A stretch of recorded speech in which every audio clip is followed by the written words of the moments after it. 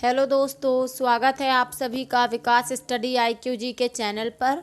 Friends, आज का हमारा टॉपिक है ब्रेन, जो कि इसका सेकंड पार्ट है। इसके पहले हमने ब्रेन का फर्स्ट पार्ट कराया था, जिसमें हमने फोर ब्रेन यानी कि अग्र मस्तिष्क के बारे में पढ़ा था। दोस्तों, आज हम हाइपोथैलेमस, मिड ब्रेन और हिंड ब्रेन के बारे में जानेंगे। साथ ही साथ हम ब्रेन में पाई जाने वाली सेल न्यूरॉन के बारे में भी पढ़ेंगे। फ्रेंड्स, अगर आपने इसका फर्स्ट पार्ट नहीं देखा है तो हमारे चैनल पर जाकर देख लें। दोस्तों, अगर आप हमारे चैनल पर नए हैं तो चैनल को सब्सक्राइब करें और वीडियो को लाइक करें। तो चलिए दोस्तों, बिना समय गवाए शुरू करते हैं आज का वीडियो। क्वेश्चन नंबर 1, हाइपोथैलेमस किसका भाग है? सेरेब्रम का, फोन्स वैरुलाई का, डायएन्सेफेलॉन का या फिर सेरेब्रल कॉर्टेक्स का? तो फ्रेंड्स, इसका करेक्ट आंसर है ऑप्शन नंबर सी, डायएन्सेफेलॉन का भाग है हाइपोथैलेमस। क्वेश्चन नंबर 2, हमें भूख तथा प्यास का अनुभव कौन कराता है? सेरिब्रल, हाइपोथैलेमस, थैलेमस या फिर कार्पोरा? तो फ्रेंड्स, इसका करेक्ट आंसर है ऑप्शन नंबर बी, भूख तथा प्यास का अनुभव हमें हाइपोथैलेमस कराता है। फ्रेंड्स, क्योंकि ये आंतरिक चीज़ों का अनुभव कराता है इसलिए। क्वेश्चन नंबर 3, हमें प्रेम तथा घृणा का अनुभव कौन कराता है? सेरिबेलम, थैलेमस, हाइपोथैलेमस या फिर हिप्पोकैम्पस? फ्रेंड्स, बताइए इसका करेक्ट आंसर क्या होगा?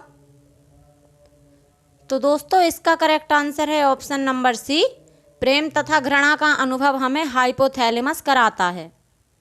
क्वेश्चन नंबर 4, हाइपोथैलेमस किन क्रियाओं का अनुभव कराता है?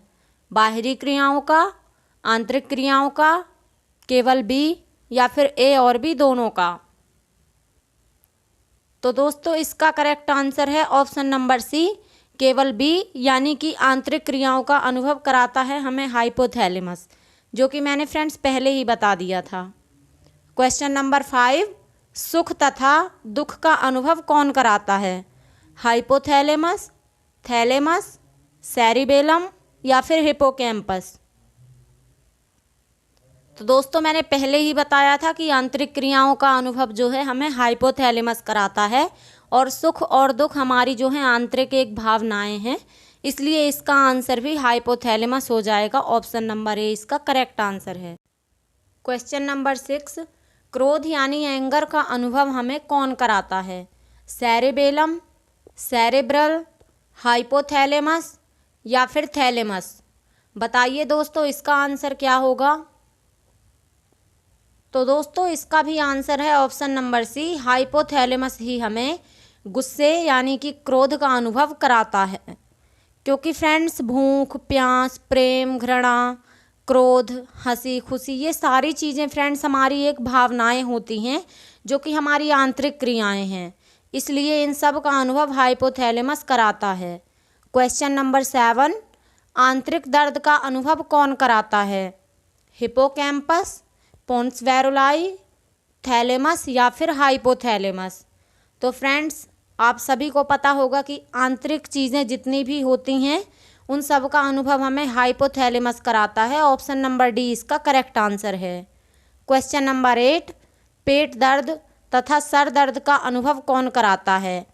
तो दोस्तों, पेट दर्द और सिर दर्द ये हमारा आंतरिक दर्द होता है, इसलिए इसका आंसर भी ऑप्शन नंबर ए हो जाएगा। हाइपोथैलेमस हमें इन सब का अनुभव कराता है। फ्रेंड्स, आप सभी सोच रहे होंगे कि सबका आंसर हाइपोथैलेमस है। फ्रेंड्स, हमने सीक्वेंस वाइज इसलिए सारी चीज़ें करा रखी हैं ताकि आपको बार बार भटकना ना पड़े, आप एक ही बार में सारी चीज़ें नोट डाउन करते चलें। जैसे हमने हाइपोथैलेमस कराया तो उसकी सारी चीज़ें हमने एक ही बार में कवर कर दी। फ्रेंड्स, क्वेश्चन नंबर 9, मध्य मस्तिष्क के कितने भाग हैं?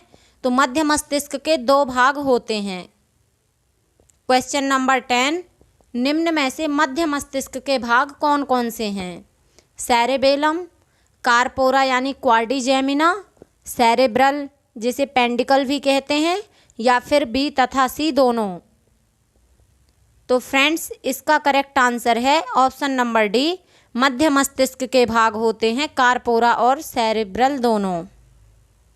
क्वेश्चन नंबर 11, मस्तिष्क का सबसे छोटा भाग कौन सा है? अग्रभाग, मध्य भाग, पश्च भाग या फिर स्पाइनल कॉर्ड, जिसे हम मेरुरज्जु भी कहते हैं। फ्रेंड्स बताइए इसका करेक्ट आंसर क्या है?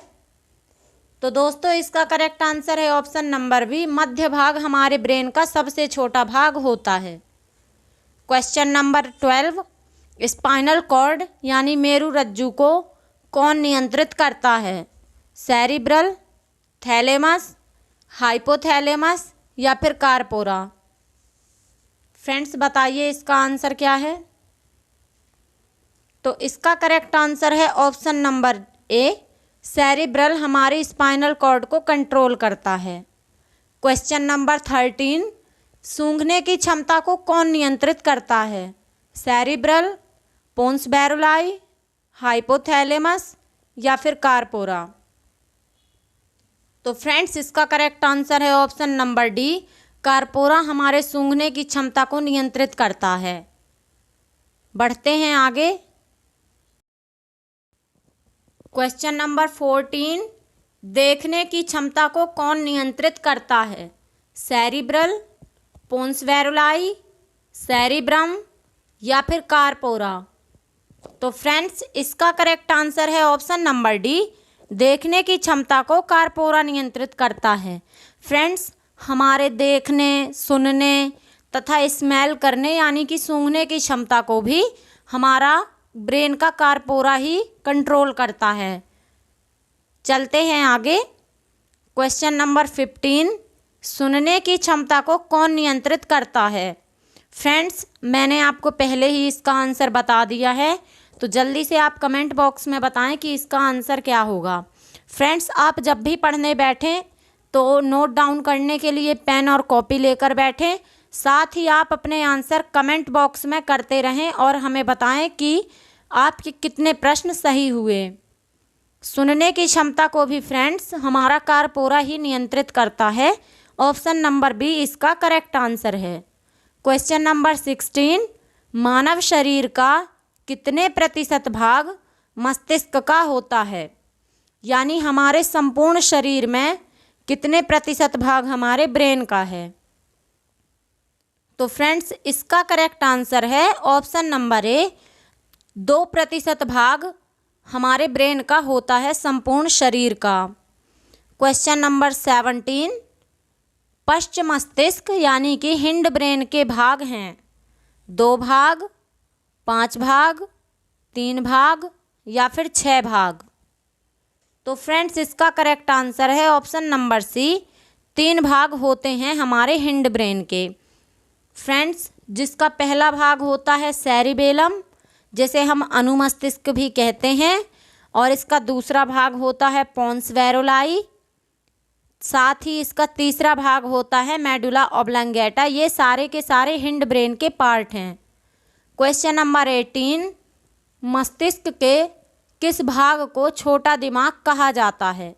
सेरिबेलम, कार्पोरा, पोन्स बैरुलाई या फिर मेडुला ऑब्लंगेटा? फ्रेंड्स बताइए इसका आंसर क्या है?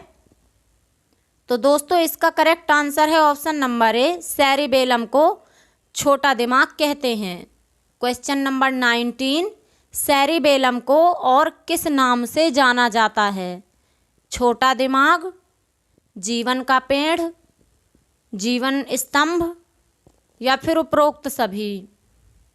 तो फ्रेंड्स हमारे सेरिबेलम को इन सभी नामों से जाना जाता है, इसलिए इसका करेक्ट आंसर हो जाएगा ऑप्शन नंबर डी, उपरोक्त सभी। क्वेश्चन नंबर 20, शरीर का संतुलन बनाए रखने का कार्य कौन करता है? सेरिबेलम, थैलेमस, हाइपोथैलेमस या फिर पोन्स बैरुलाई?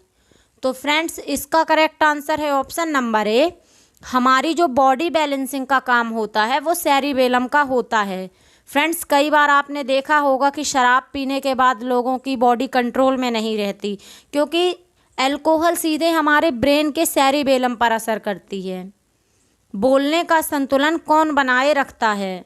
हाइपोथैलेमस, थैलेमस, सेरिबेलम या फिर मेडुला ऑब्लंगेटा। तो फ्रेंड्स, हमारे बोलने का जो संतुलन है इसका भी नियंत्रण हमारा सेरिबेलम ही करता है। इसका correct answer option number C हो जाएगा। इसीलिए फ्रेंड्स, शराब पीने के बाद लोग कुछ भी बड़बड़ाते रहते हैं, क्योंकि अल्कोहल हमारे ब्रेन के सेरिबेलम पर अटैक करती है। क्वेश्चन नंबर 22, आंतरिक अंगों को कौन नियंत्रित करता है?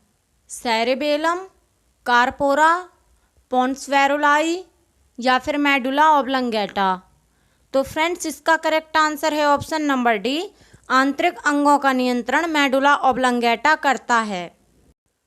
गाइस, हमारे ये सभी इंटरनल पार्ट्स जैसे कि श्वसन तंत्र यानी रेस्पिरेटरी सिस्टम, हृदय की धड़कन यानी हार्ट बीट, आहार नाल, उत्सर्जन तंत्र यानी एक्सिलेटरी सिस्टम और रक्तदाब यानी ब्लड प्रेशर, साथ ही साथ डाइजेस्टिव सिस्टम यानी कि पाचन तंत्र, इन सभी आंतरिक क्रियाओं को या आंतरिक अंगों का जो नियंत्रण है वो हमारे ब्रेन का मेडुला ऑब्लंगेटा करता है। इन सभी चीज़ों को कंट्रोल करता है। फ्रेंड्स, चलते हैं आगे।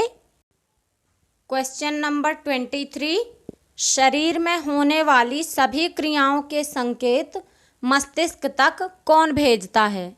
हाइपोथैलेमस, पोन्स वैरुलाई, सेरिबेलम या फिर मेडुला ऑब्लंगेटा।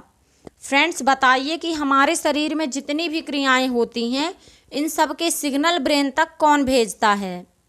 तो फ्रेंड्स, इसका करेक्ट आंसर है ऑप्शन नंबर बी, हमारे शरीर में होने वाली सभी क्रियाओं के सिग्नल यानी संकेत पोन्स वैरुलाई ब्रेन तक पहुंचाता। चलते हैं अगले प्रश्न पर।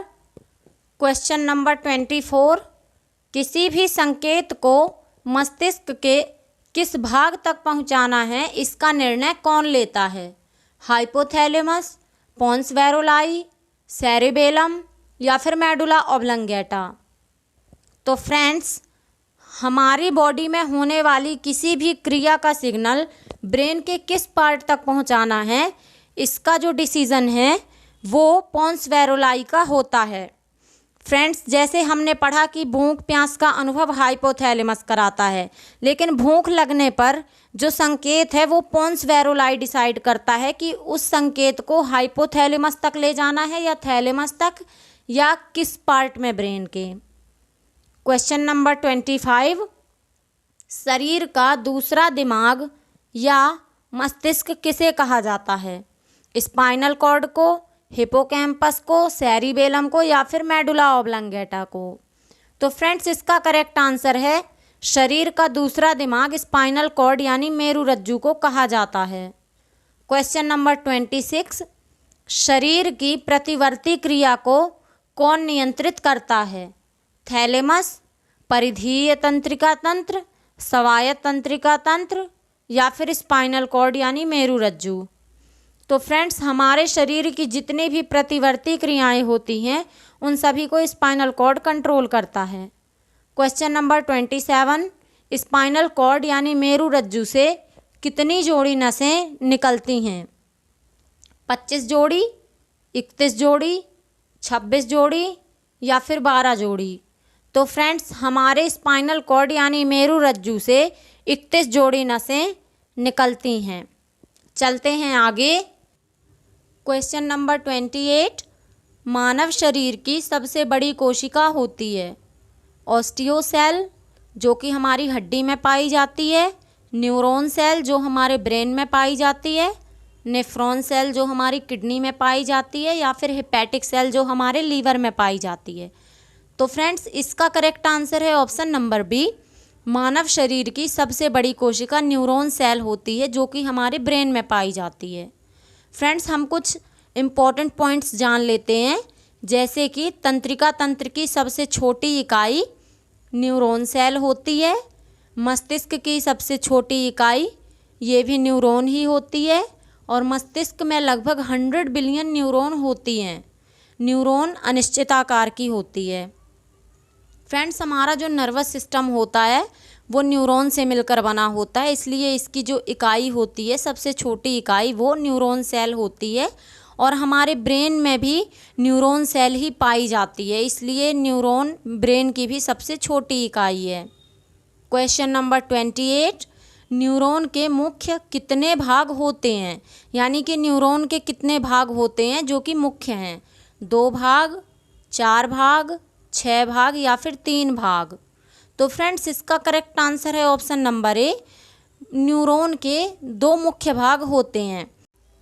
तो फ्रेंड्स जैसा कि हमने जस्ट अभी पढ़ा कि न्यूरॉन के 2 मुख्य भाग होते हैं, तो फ्रेंड्स इसका जो पहला भाग होता है मुख्य, वो होता है आपका हेड पार्ट, जिसे हम सेल बॉडी और साइटोन भी कहते हैं, और सेकंड पार्ट होता है टेल पार्ट, जिसे हम एक्सोन के नाम से जानते हैं। क्वेश्चन नंबर 30, कौन सी नर्व संदेश को शरीर से मस्तिष्क तक लेकर जाती है? मिश्रित nerve, sensory nerve, motor nerve या फिर हेपेटिक नर्व? फ्रेंड्स बताइए वो कौन सी नर्व होती है जो मैसेजेस को ब्रेन तक लेके जाती है हमारी बॉडी से? तो फ्रेंड्स इसका करेक्ट आंसर है option number B, sensory nerve शरीर से मस्तिष्क तक मैसेज लेकर जाती है। क्वेश्चन नंबर 31, कौन सी नर्व मस्तिष्क के संदेश को शरीर तक पहुंचाती है? मिश्रित nerve, sensory nerve, motor nerve या फिर हेपेटिक नर्व? तो फ्रेंड्स इसका करेक्ट आंसर है option number C, motor nerve brain के मैसेजेस को पूरी बॉडी तक लेकर आती है। चलते हैं आगे। क्वेश्चन नंबर 32, वह कौन सी नर्व है जो मस्तिष्क के संदेश शरीर को भेजता है और शरीर के संदेश मस्तिष्क को भेजता है? मिश्रित नर्व, सेंसरी नर्व, जिगोटिक नर्व या फिर हिपेटिक नर्व? तो फ्रेंड्स इसका करेक्ट आंसर है ऑप्शन नंबर ए, मिश्रित नर्व ब्रेन के संदेश शरीर तक और शरीर के संदेश ब्रेन तक पहुंचाती है, ये दोनों काम करती है। क्वेश्चन नंबर 33, मानव शरीर में लगभग कितने बिलियन न्यूरॉन पाई जाती हैं? फ्रेंड्स बताइए इसका करेक्ट आंसर क्या होगा? मानव शरीर में लगभग कितने बिलियन न्यूरॉन पाई जाती हैं? फ्रेंड्स हम ब्रेन की बात नहीं कर रहे हैं, हम पूरी ह्यूमन बॉडी की बात कर रहे हैं कि पूरी ह्यूमन बॉडी यानी कि मानव शरीर में लगभग कितने न्यूरॉन पाई जाती हैं? तो फ्रेंड्स इसका करेक्ट आंसर है option number B, approx 10 billion neuron human body में पाई जाती हैं। क्वेश्चन नंबर 34, निम्न में से कौन सा न्यूरॉन का भाग नहीं है? डेंड्रॉइड, एक्सोन, सेल बॉडी या फिर कैप्सूल? फ्रेंड्स बताइए न्यूरॉन का भाग कौन नहीं है इनमें से? तो फ्रेंड्स इसका करेक्ट आंसर है ऑप्शन नंबर डी, कैप्सूल हमारी न्यूरॉन का पार्ट नहीं है। क्वेश्चन नंबर 35, न्यूरॉन में गोल्गी बॉडी की तरह दिखाई देने वाली संरचना को क्या कहा जाता है?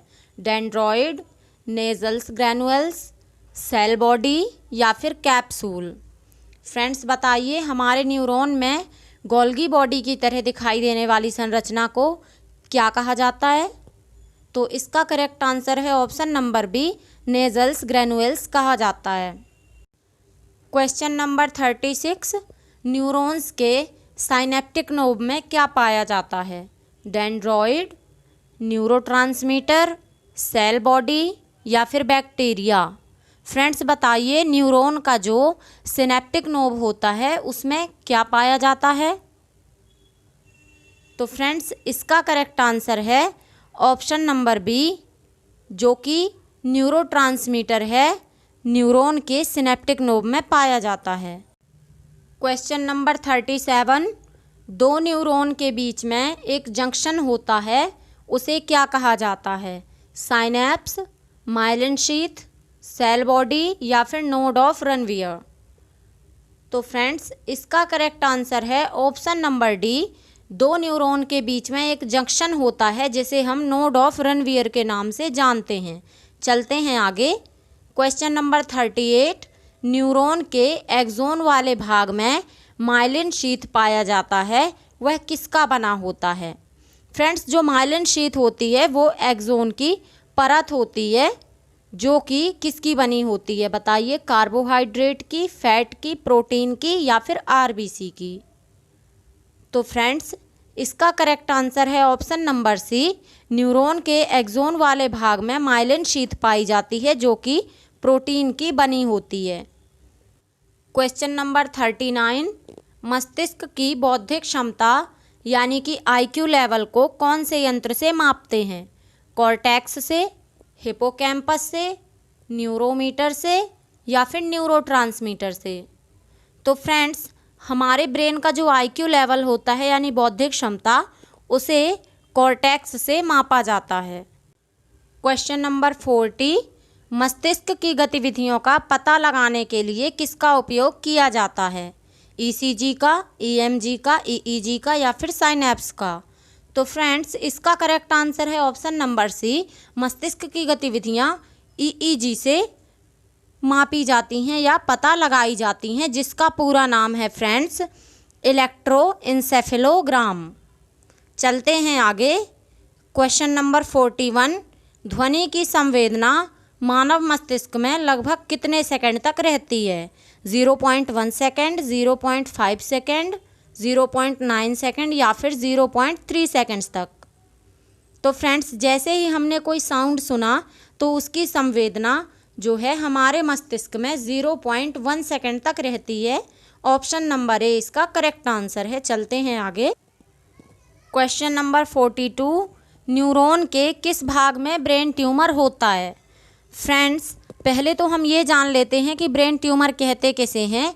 जब हमारे ब्रेन के किसी भी पार्ट में अनियमित कोशिका विभाजन होने लगता है, यानी सेल बहुत ज़्यादा बनने लगती हैं, बहुत ज़्यादा सेल डिवीज़न होने लगता है, उस प्रोसेस को हम ब्रेन ट्यूमर कहते हैं, जो कि हमारे ब्रेन के माइलिन शीथ में, जो कि एक प्रोटीन की लेयर है, उसमें हो जाता है। ऑप्शन नंबर सी इसका करेक्ट आंसर है। क्वेश्चन नंबर 43, न्यूरॉन कितने प्रकार की होती है? फ्रेंड्स बताइए हमारे ब्रेन में जो न्यूरॉन सेल पाई जाती है वो कितने टाइप की होती है? 5 प्रकार की, 3 प्रकार की, 4 प्रकार की या फिर 6 प्रकार की।